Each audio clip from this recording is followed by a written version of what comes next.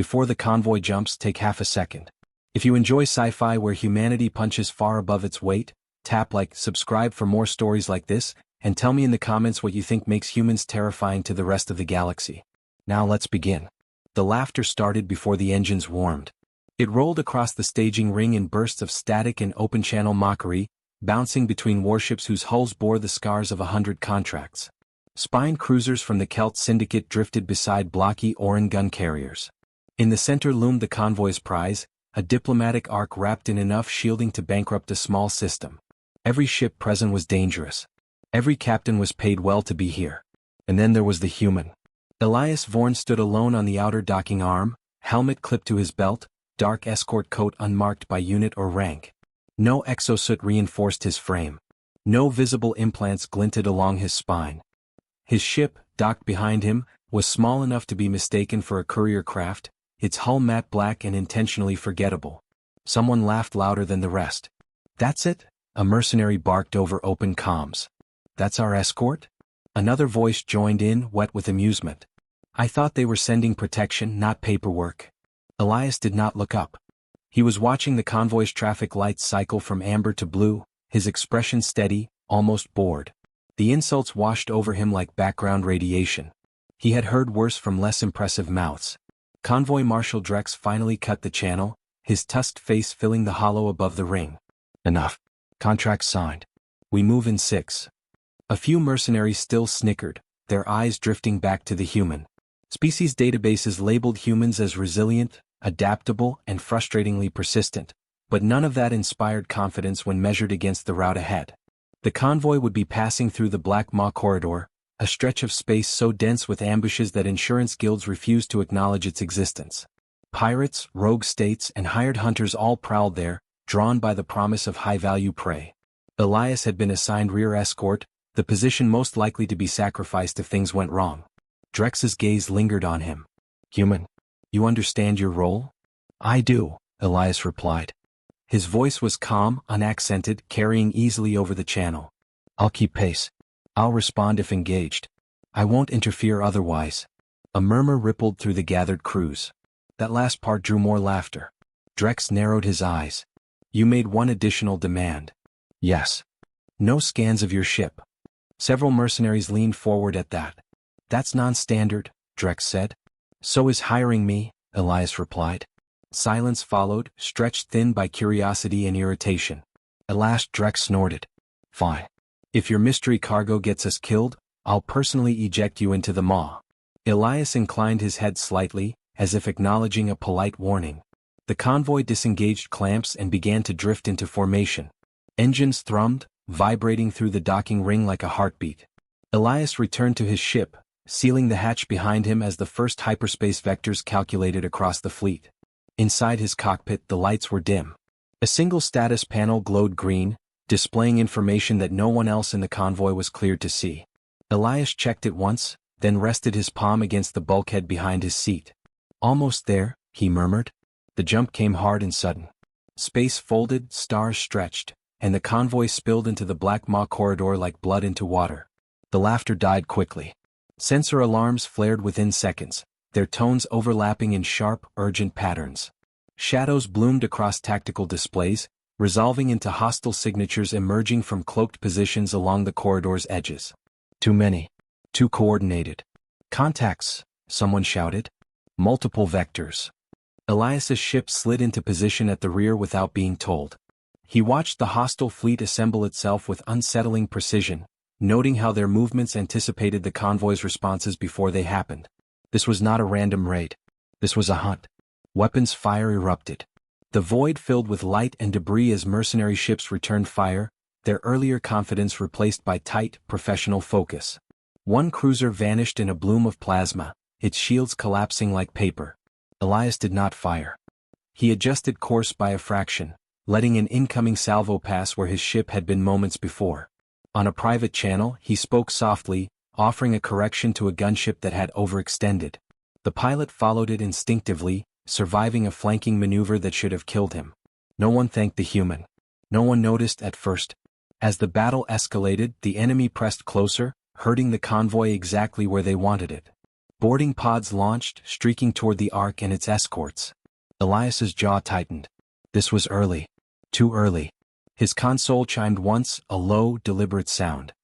He exhaled slowly and opened a channel to Convoy Marshal Drex, overriding protocol with an authority code that made the mercenary commander stiffen. "Marshal," Elias said, his voice unchanged despite the chaos outside. "You're about to lose your center ship." Drex bristled. "We're handling it." "You're not," Elias interrupted. "And if the Ark falls, this entire contract becomes irrelevant."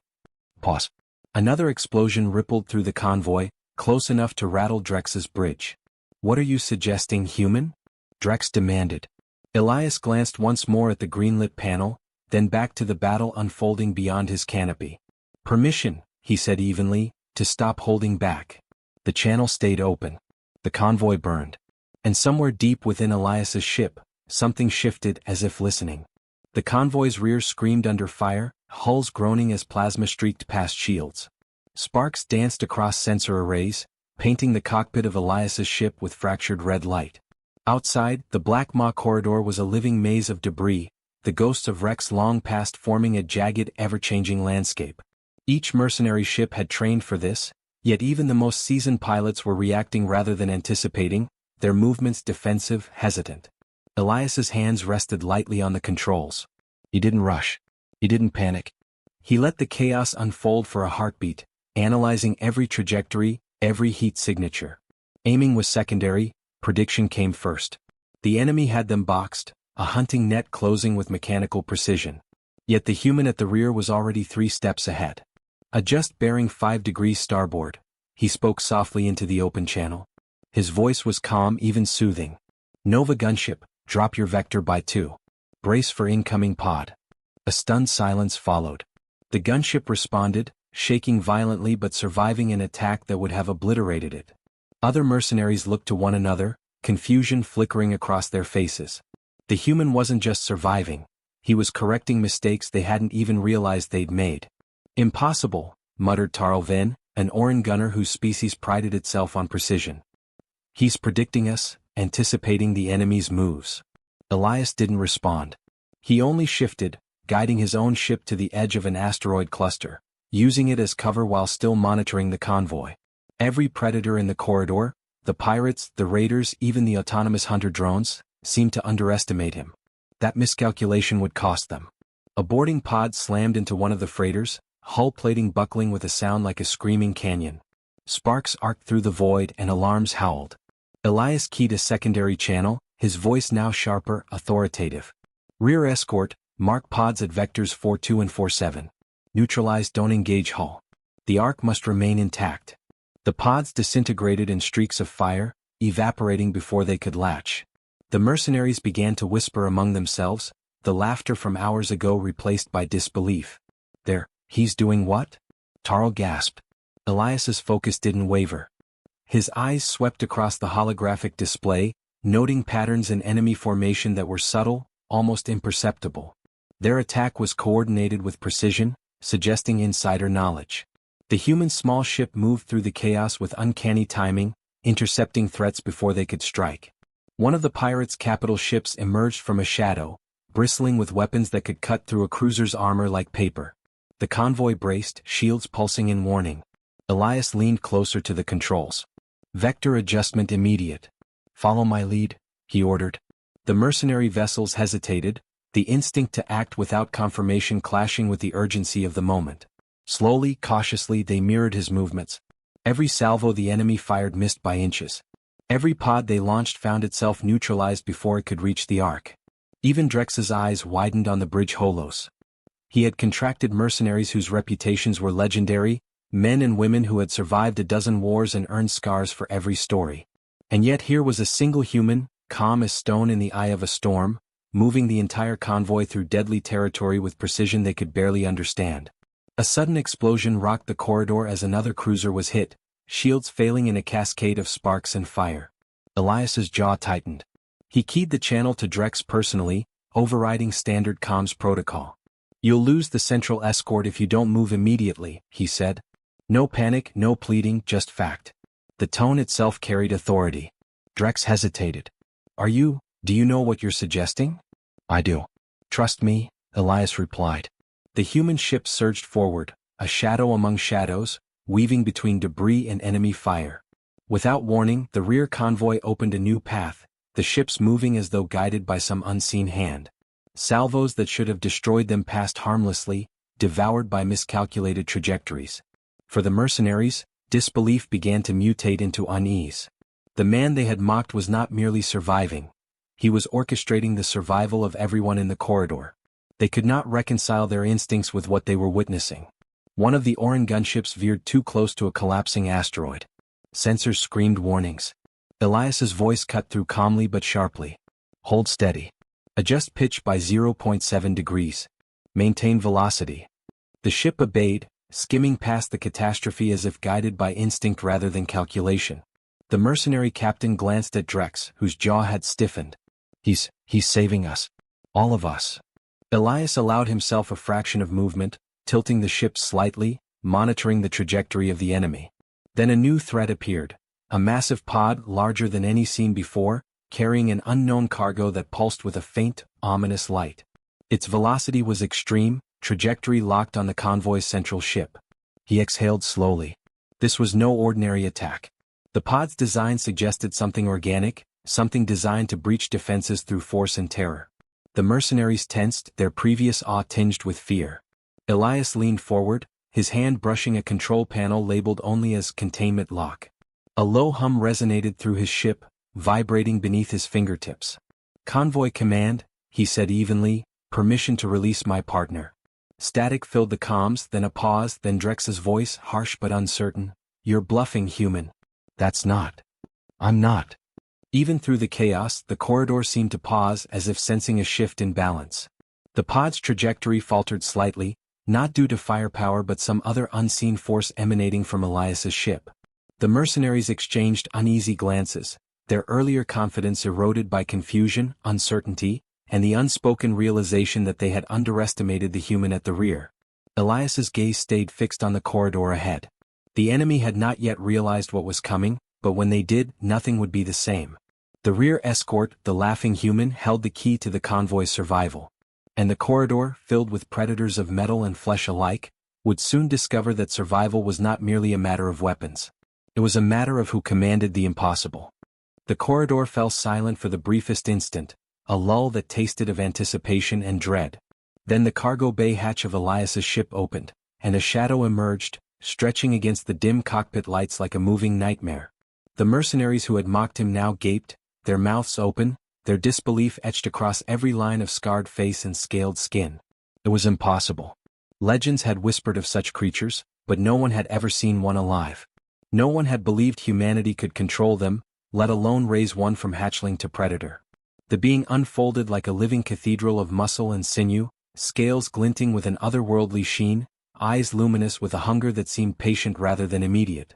Its claws brushed the interior of the bay with barely contained power, and the hum of its presence vibrated the hull itself. Elias stepped aside.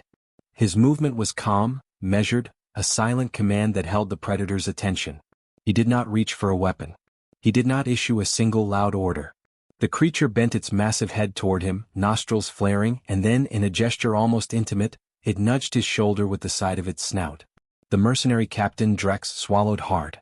That's an apex predator, he rasped.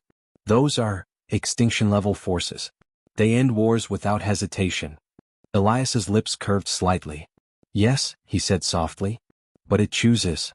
The predator's gaze swept across the corridor, every incoming threat, every enemy ship, and for the first time, a ripple of unease passed among the attackers. Their weapons fired, but the projectiles were insignificant. The creature moved with impossible speed, striking without hesitation, tearing through boarding pods, slicing drones apart with claws that should have cleaved entire cruisers. The corridor itself seemed to bend around its presence, a predator in its element, unconcerned with physics or expectation. Human, you brought that thing? One of the Oran pilots whispered, voice trembling. You can't, no species can control it. Elias's eyes remained fixed on the oncoming threat. It listens, he said. And it trusts me. Trust. The word hung in the corridor like a pulse, heavier than any weapon salvo. The enemy flagship tried to maneuver, desperate to shield its cargo pods, but the predator was already there, moving between ships as if the void itself had obeyed its will. Hulls groaned, shields collapsed, and the attackers began to fall back, unnerved by the presence of something beyond comprehension.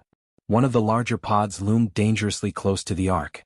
The Predator's tail swept outward, a blur of muscle and energy, knocking the pod off trajectory.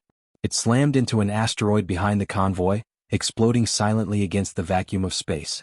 A wave of relief passed through the surviving mercenaries, but it was laced with awe, fear, and a dawning recognition that the human had just changed everything. Elias moved toward the controls, guiding the Predator with subtle gestures and soft commands. The creature responded instantly, tilting its massive body, adjusting its strike vectors, positioning itself to intercept every attack with lethal efficiency. The enemy ships hesitated, their coordination faltering as the unexpected variable, human and Predator, rewrote the rules of engagement. The mercenaries' earlier arrogance had evaporated entirely. Tarl then muttered, "He isn't fighting for them, he's controlling it. He's orchestrating survival." The corridor became a theater of precision carnage.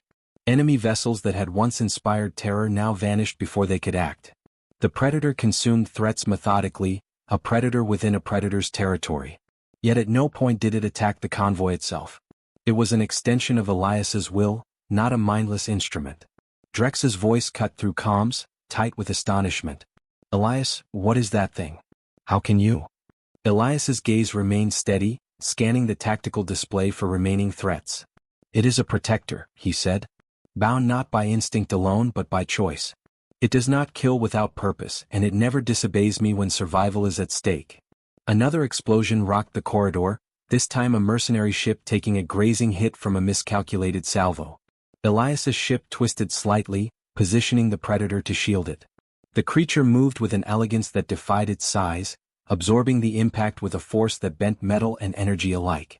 The remaining mercenaries began to grasp that the human at the rear was not merely part of the convoy. He was the convoy's anchor, its fulcrum, its unseen but undeniable center. The enemy, realizing their strategies were failing, attempted a desperate retreat, but the Predator's reach was absolute. Ships were immobilized, their engines shredded, their weapon systems reduced to sparks and molten metal. The corridor was quiet again, save for the low, resonant growl of the apex predator as it loomed beside Elias's small ship. Elias rested a hand on the control panel, almost tenderly, and spoke as if addressing an old friend rather than a force capable of obliterating fleets. "Good," he murmured. "Now we move to secure the center." The mercenaries watched in stunned silence, their previous scorn transformed into a cautious reverence. For the first time, they understood that the human they had mocked was not only capable of surviving the corridor, but had fundamentally changed its calculus. The Predator did not obey because it was bound, it obeyed because it recognized Elias, and the trust between them was absolute. The corridor was littered with wreckage, but the convoy itself remained intact. Ships drifted in formation, hulls smoking, sensors flickering, yet all were accounted for. The apex predator, massive and impossibly alive, coiled around Elias's ship like a shadow come to life, eyes fixed forward, ready for whatever came next. Drex finally spoke, his voice subdued. I don't know what to say." Elias didn't answer immediately. His attention stayed on the corridor ahead, on the unseen threats that might still lie in wait. Then quietly he said, "You'll know soon enough. This is only the beginning." The corridor had changed. The hunters had become the hunted in ways no one present could have predicted. And as the convoy limped forward through the void, the mercenaries realized that the human they had mocked, the one they had dismissed, was not merely surviving this ambush. He had rewritten the rules of survival itself, and the galaxy had yet to understand the danger of humanity, and the force it had tamed. The corridor had quieted, but the tension lingered, heavy as unspent energy in the void. Mercenary ships drifted in formation, smoke trailing from grazed hulls, engines idling as if catching their collective breath. The apex predator remained coiled around Elias's ship, a living barrier between the convoy and any remaining threats. Its presence was absolute, and the knowledge of its power had already begun to ripple through the mercenaries' minds, bending disbelief into a hesitant reverence. Drex's comms flickered, his voice tight, questioning. "Human, what is that thing? How can your species even?" Elias's gaze did not waver from the tactical display. "It is not just a thing," he said evenly. "It is proof. Proof that survival is not merely a matter of strength or firepower. It is a matter of trust, understanding, and choice. One of the younger mercenary pilots, a Kelta named Rin, leaned forward in his cockpit, voice shaking. Trust? That's an extinction-class predator. It doesn't follow orders, it kills. Elias turned slightly, his expression calm but unyielding. You assume it obeys like your soldiers obey orders. It does not. It chooses to act because I have earned its trust. Humanity has a long history of surviving against predators, of learning to coexist with forces the galaxy believed untamable. The words were met with silence. Even Drex seemed unsure how to respond, his tusked face pale in the glow of his console. The mercenaries had fought countless enemies, some intelligent, some monstrous, but they had never encountered a force like this. A predator that followed its own instincts, yet deferred to a human it recognized as its equal, was not a tactical variable they had accounted for. Elias's hands hovered over the controls. The enemy's coordination suggests an orchestrated attempt to weaken the convoy, possibly to capture the Ark or its cargo. They were counting on fear, on underestimating humans, and they were correct, until now. He opened a private channel to Drex, voice softening. The galaxy believes humans are fragile. It believes we cannot command or control forces beyond our size. It has studied our wars, our disasters, our near extinctions, and concluded that we are expendable. They are wrong. The corridor shimmered with distant debris fields, remnants of destroyed ships glinting faintly like frozen fireflies. Elias's eyes traced the paths, noting the patterns in the enemy's retreat, the gaps in their defenses, the subtle hints of their strategy. Our predators are not weapons designed by others. They are partners, allies. We do not dominate through firepower. We dominate through understanding, through connection, and the willingness to bear the risk that others refuse. Drex's voice was quiet, almost reverent. So, this is humanity's edge? Elias nodded, though his gaze never left the display. Not the edge. The principle. Monsters exist everywhere. The universe breeds them, cultivates them, weaponizes them. Other species see only the surface, the teeth, the claws, the raw force. Humans see the choice beneath, the potential for trust, the decision to align with or against us. That is why we survive where others fall. A sudden ping lit the tactical map. Enemy scouts, still trailing at a distance, paused as if sensing the predator's attention. The creature's eyes, glowing faintly in the dim light of Elias's cockpit, followed the blips, unblinking.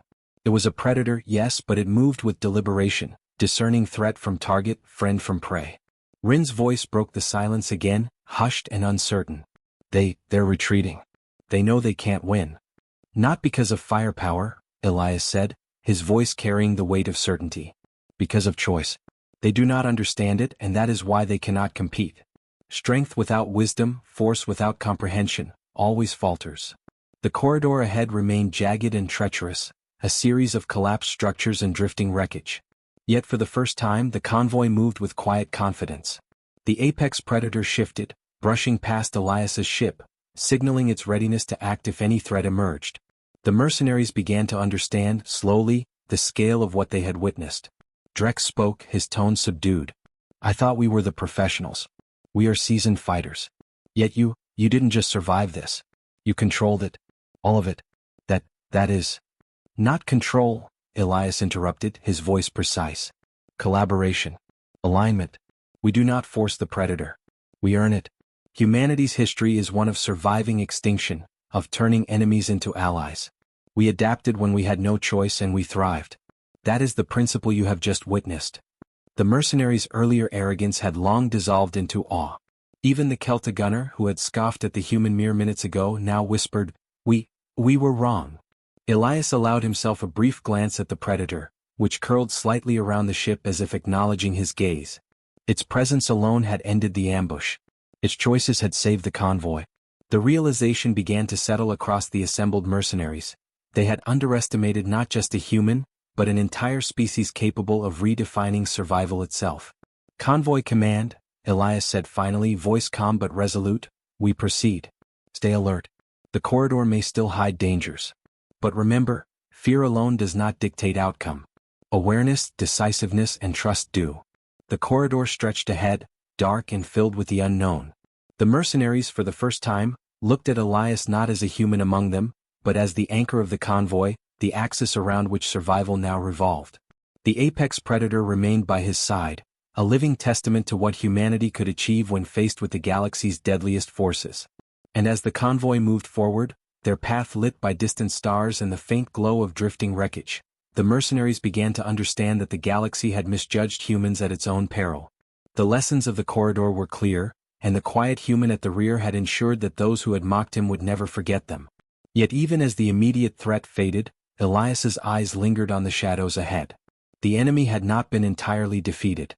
There were larger forces at play, orchestrators who had yet to realize that their assumptions about humanity were catastrophically flawed.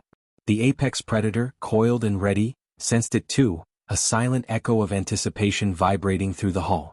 Elias's hand brushed the console again almost unconsciously and he whispered, "This is only the beginning. They will learn, eventually." The convoy moved onward, cautious but intact, the lessons of survival imprinted in every mercenary mind. Humanity had not merely endured the ambush. It had rewritten what it meant to survive, turning what others feared into what they could not hope to understand, and the galaxy had yet to witness the full scope of that power. The convoy emerged from the Black Maw corridor into open space, the stars stretching in long streaks as if the universe itself had exhaled. Ships bore the scars of battle, plasma burns, twisted hulls, smoldering decks, but the Ark remained unscathed, a testament not to luck, but to the precision of one human and the presence of a force no one dared name aloud. The mercenaries were quiet, each processing the reality that their assumptions had been catastrophically wrong. Drex's gaze lingered on Elias's ship, still coiled with the apex predator, its glowing eyes tracking the corridor behind them. The captain's tusked jaw tightened as he considered how differently events might have unfolded if Elias had not been present, if the predator had been absent, if humanity had proven the myths right and perished long ago. "You survived," Drex said finally, voice low and reverent, almost as if speaking the words aloud made them real. "All of it. The corridor, the ambush, the predator. How did you do it?" Elias allowed himself a small smile, not of triumph but of calm reflection. "I didn't survive alone," he said. "It's never just the human. It's the choices we make, the alliances we honor, the trust we build. Strength without understanding is meaningless." Rin, the young Kelta pilot, shifted uneasily in his cockpit. "But that thing," he said, gesturing vaguely toward the massive predator. "It's terrifying. It could have destroyed the convoy or us if it wanted." Elias's eyes met the creature's, and it lowered its massive head, a gentle acknowledgement passing between them. "It doesn't destroy what I protect," he explained. "It listens because it trusts. Humanity has always survived by finding ways to survive with the impossible, to coexist where others would fight blindly or flee. That is why we endure when everyone else falters." Drex exhaled slowly, a mixture of relief and newfound respect washing over him. The mercenaries who had laughed hours ago now looked at Elias with a grudging awe. They had come expecting a human to be a liability. Instead, they had witnessed mastery, patience, and a level of command they had never imagined possible. The convoy continued its course, but even in the relative calm, Elias remained alert. His instincts, honed by years of survival and experience, did not allow complacency. Shadows could still linger at the edge of known space, and though the immediate ambush had been neutralized, he knew this was not the end. The galaxy had yet to understand the full measure of humanity. A ping echoed across the tactical array, drawing Elias's attention. A distant cluster of ships appeared on the horizon, smaller, faster, but coordinated. The remnants of the ambushers, or perhaps new predators seeking opportunity. Drex stiffened. "More?" he asked, tension cutting through the exhaustion. Elias leaned forward, tracing vectors across the display. "Not more of the same," he said quietly. "They are testing, probing, learning. The galaxy rarely strikes without first observing. They want to understand the human that commands the impossible." The apex predator shifted beside him, muscles rippling under gleaming scales. Its presence alone radiated warning, a silent threat that needed no translation. It was ready. Elias's hand brushed the control panel, and the predator's eyes glimmered with anticipation. Together they were a single unit, predator and human aligned in purpose and principle. Drex's voice broke through again, incredulous. "You're not even fighting them yet? And already they hesitate. The galaxy, our understanding, everything we knew about survival is irrelevant next to this." Elias allowed a measured pause. "Relevance is determined by adaptation, not by arrogance. Humans have endured because we adapt, because we observe, because we trust when others kill indiscriminately. And now the galaxy is learning that it cannot predict us, because it refuses to respect what we have mastered. Rin swallowed, a sense of humility settling over him. So, this is what humans are capable of? Not just surviving but redefining the battlefield. Yes, Elias said. We do not wait for opportunity to come to us. We shape it quietly, deliberately. Every predator, every weapon, every risk is a choice. And we make the right choice. The predator extended its wings slightly, a slow, deliberate display that radiated both grace and menace. Enemy sensors flinched at the readings, vessels faltering, unsure how to proceed. The corridor ahead, once hostile and threatening, now seemed hesitant, almost deferential. Elias's calm presence had reshaped the rules entirely. Drex finally exhaled, his shoulders sagging as he acknowledged the truth of it. Escort acknowledged, he murmured, words heavy with respect, a private admission that humanity's presence had altered more than just this convoy. It had changed the perception of what was possible in the galaxy. Elias turned his gaze outward toward the stretch of stars ahead.